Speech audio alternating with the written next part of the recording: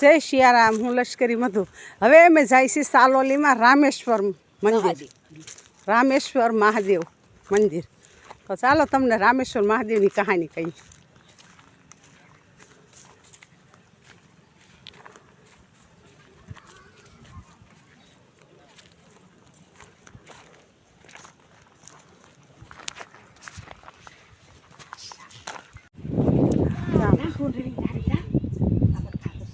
જય રામેશ્વર મહાદેવ. જવો આ ઢીંગલી. જય રામેશ્વર મહાદેવ.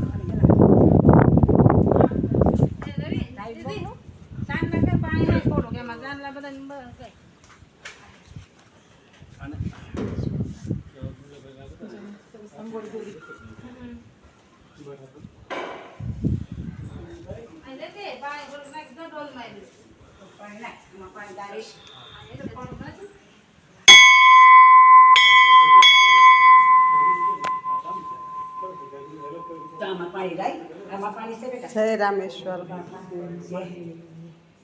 રામેશ્વર મહાદેવ કી જય. લાઈટ કરું ને તો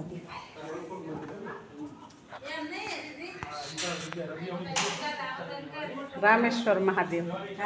હવે આવ્યા આ રામેશ્વર મહાદેવની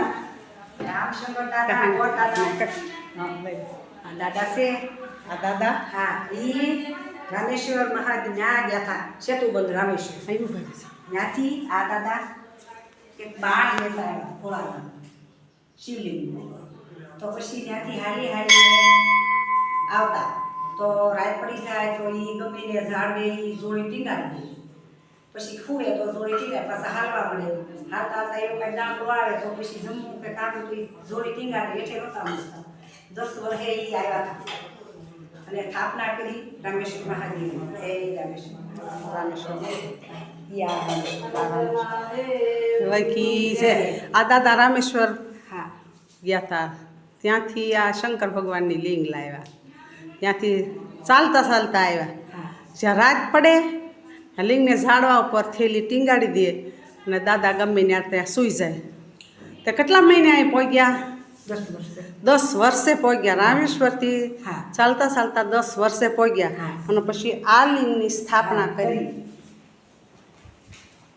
બોલો રામેશ્વર મહાદેવ કી જય. જો જોવાલાયક છે, દર્શન કરવા લાયક છે. જરૂર તમે સાલોલી આવો અને રામેશ્વર મહાદેવના દર્શન કરો.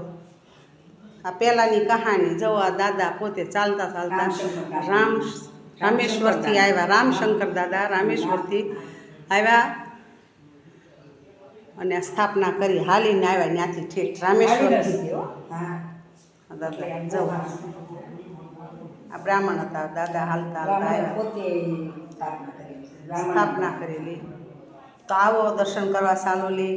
એક ટેકરીની માથે મંદિર છે.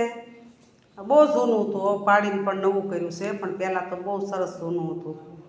તમે બધા પણ આવો સાલોલી અને રામેશ્વર મહાદેવના દર્શન કરો. જરૂર આવો.